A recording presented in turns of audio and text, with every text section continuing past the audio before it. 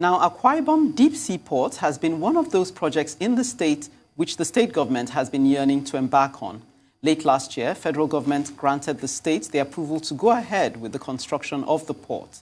But what is the level of work right now, and when will the commencement of activities at the port begin?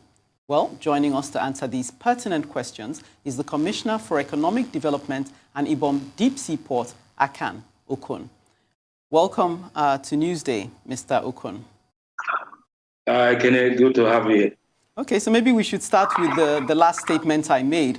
Perhaps you can bring us up to speed on the level of work you've managed to put in since last year's, you say, inauguration.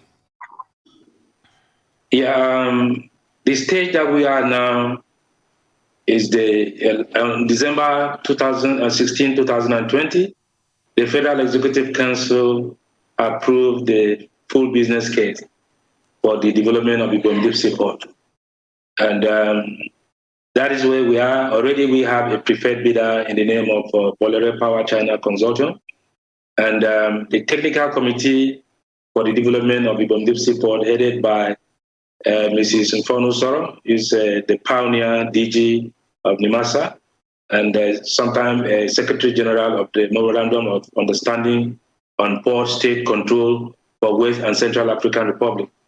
I want to say that what we were waiting for was the approval by the Federal Executive Council, and now we are working closely with the preferred bidder to do all what is required so that the development of the port can commence. So in other words, let me ask you this. Basically, what's the timeline for activities to start at the port?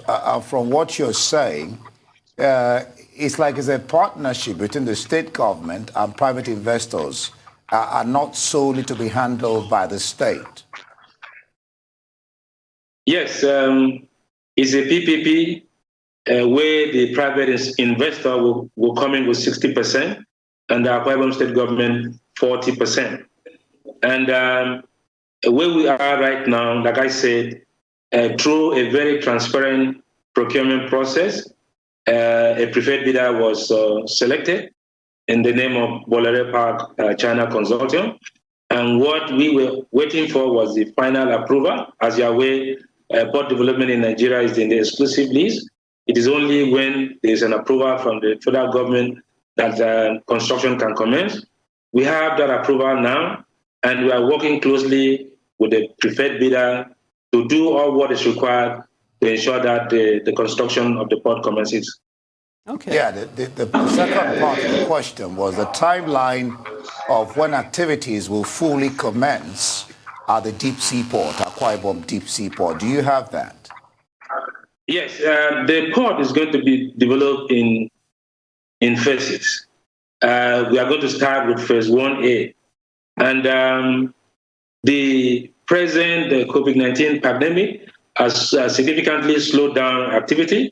But I'd like to say that as I speak, working closely between the preferred bidder and Akwa Ibom state government, we've been able to select the consultant that is required to conduct the required study, the geotechnical and geophysical, so that with the data from it, that we can now begin the bidding process for construction.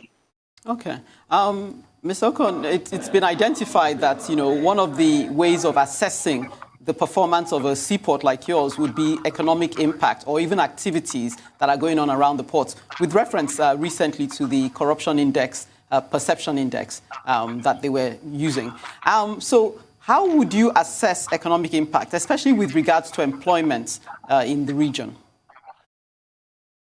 What I'd like to say is that IBOM Deep-Seaport is going to add to the port capacity, the already constrained port capacity in Nigeria.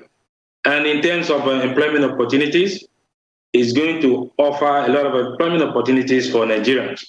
The Deep-Seaport is not coming alone, it's not standing alone. There is an industrial city that is attached to the Deep-Seaport that will encourage industrialization, commercial activities, and other logistic services. And this, we believe, is going to lead to a lot of employment opportunities for Nigerians. All right. In 2020, I gather the federal government approved the construction of Liberty Zone, gas-free trade zone in your state. Do you envisage this clashing with or slowing down the state's vision concerning the deep sea port, or will that be something like working hand in hand with what you have? The deep sea port and the free trade zone are going to complement each other. Okay, that's interesting. And just out of interest, with other states who might be feeling that they are also candidates for what you've embarked on, what was the process in terms of having to bid to have your port ratified by the federal government? In fact, the process started with the approval of the outline business case by the Federal Executive Council in 2015, and this was updated, and on the basis of that, the Federal Minister of Transport, through the Ministerial Project Development Steering Committee, approved the procurement process for IBOM Deep-Seaport. And with that process, it began with the request for qualification from interested investors. And that was done. And at the end of the day, some of the companies were pre-qualified and issued a request for proposal. These requests for proposal were evaluated. And at the end of the day, through a very transparent process, a preferred bidder was selected. And this was also approved by the Minister of Transport. And with that approval, we were to put in place the full business case, which was done and forwarded to the Minister of Transport. And it was also sent to the Bureau of Public Procurement. And it met the standard as approved by the Bureau of Public Procurement. This led to the final approval when it was finally presented at the Federal Executive Council.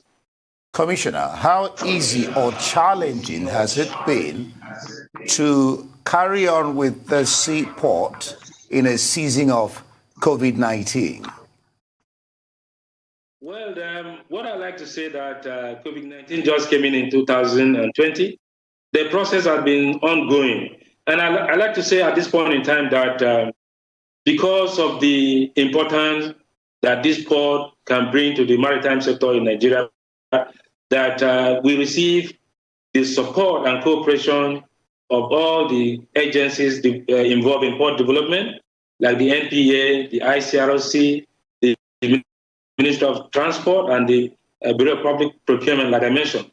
It's been challenging only beginning from 2020 because of the pandemic, that there's been lockdown and people have not been able to move the way they're supposed to, and it has significantly reduced the space that we were doing. But we believe that in this year, that as the situation improves, that everything will fall in place so that the construction of the port will commence and we do what we're expected to be done. Yeah, Commissioner, before we let you go, would you just sum up for us your position in terms of whether you're an advocate for the more the merrier when it comes to seaports in Nigeria? Do you feel that the more ports we have, the better the nation will be? Briefly. Like I said earlier, that the present port capacity is constrained. That the more ports that we have, the better for us as a country, because it is going to lead to employment opportunities and lead to economic development and growth. Thank you for reiterating that. Thank you for joining us on Newsday. Wish you the best and your state as well. Thank you so much.